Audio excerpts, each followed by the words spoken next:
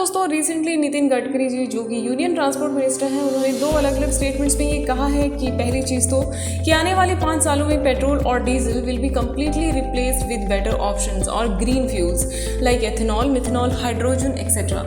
और दूसरी बात जो उन्होंने कही है वो ये कि road network construction as plan चलता रहे। ये इंश्योर करने के लिए वो कैपिटल मार्केट से पैसा उठाएंगे, यानी मार्केट में नए फाइनेंशियल इंस्ट्रूमेंट इशू किए जाएंगे जैसे कि कैपिटल गेन बॉन्ड्स होते हैं। इन बॉन्ड्स में अगर हम आप जैसे जो लोग हैं रिटेल इन्वेस्टर्स अगर इन्वेस्ट करते हैं तो हमें एक फिक्स रेट ऑफ रिटर्न 8% का फिक्स रेट ऑफ रिटर्न इस पर मिलेगा। पहले दोनों ही चीज़ें अगर होती हैं तो कौन से सेक्टर्स और स्टॉक्स हैं जिस पे हमें फोकस करना चाहिए और इन कैपिटल गेन बॉन्ड्स को हम कैसे देख सकते हैं, ये सभी चीज़ें हम जानेंगे आज के इस वीडियो में। लेकिन आगे बढ़ने से पहले चैनल को सब्सक्राइब करना ना भूलें। सबसे पहले तो बात करते हैं पेट्रोल और डीजल के रिप्लेसमेंट फ्यूल की। गवर्नमेंट की ही एक प्रीवियस स्टेटमेंट के अकॉर्डिंग फिलहाल पेट्रोल में 10% एथेनॉल ब्लेंडिंग की जा रही है, which is expected to go up to 20% by 2025। इस हिसाब से अगर देखें तो 2028 तक ये पेट्रोल को कम्प्लीटली रिप्लेस कर दे, ये थोड़ा मुश्किल लगता है। बट फिर भी अगर ये 60 to 70% भी इसे रिप्लेस करता है तो भी हम एक नई इंडस्ट्री को इवॉल्व होता देखेंगे। और ये फोकस में लाता है शुगर इंडस्ट्री को, क्योंकि एथेनॉल शुगर केन से प्रोड्यूस होता है और चीनी भी शुगर केन से ही बनती है, यानी दोनों का ही रॉ मटेरियल सेम है।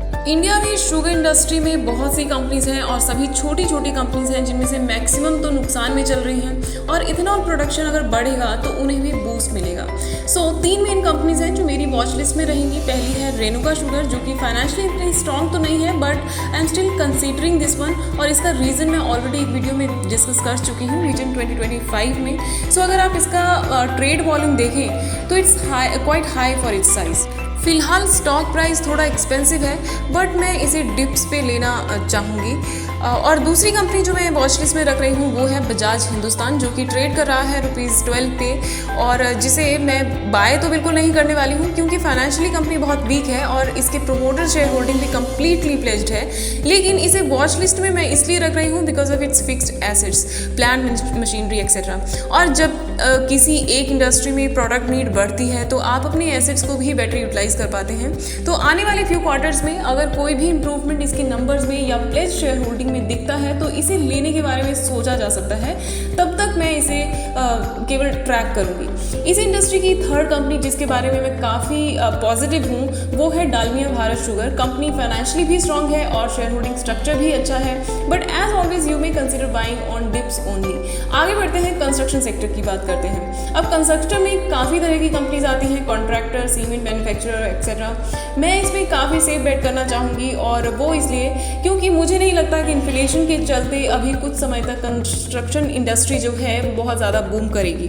हालांकि गवर्नमेंट इंफ्रास्ट्रक्चर पे काफ़ी ज़्यादा फोकस कर रही है ऑफकोर्स, बट स्टिल मुझे लगता है कि इन्फ्लेशन और इस तरह के फैक्टर्स के चलते ही बहुत ज़्यादा ग्रोथ इसमें इतना जल्दी नहीं दिख पाएगा। और इसी रीज़न की वजह से मैं यहाँ पर लार्सन एंड टुब्रो को कंसीडर कर रही हूँ, जो कि अभी अभी डेट फ्री हुई है, फाइनेंशियल भी इसके ठीक ठाक हैं और इसके बाय बैक आने की खबरें भी हैं, तो उस लिहाज से भी इसे लिया जा सकता है। सो इसे भी मैं डिप्स पे ही लेना पसंद करूँगी। बट ये सभी केवल सजेशंस हैं, कोई भी रिकमेंडेशन नहीं है। किसी भी इन्वेस्टमेंट डिसीजन के लिए आप अपने पर्सनल फाइनेंशियल एडवाइजर की राय ज़रूर ले लें। अब बात आती है कैपिटल गेन बॉन्ड्स की, जो कि 8% के रेट ऑफ रिटर्न पे इशू किए जाएंगे, ऐसा नितिन गडकरी जी कह रहे हैं। अब जैसे कि national highway authority of India NHAI के बॉन्ड्स भी आए थे, उसी तरह से ये भी हो सकते हैं जो कि टैक्स फ्री थे।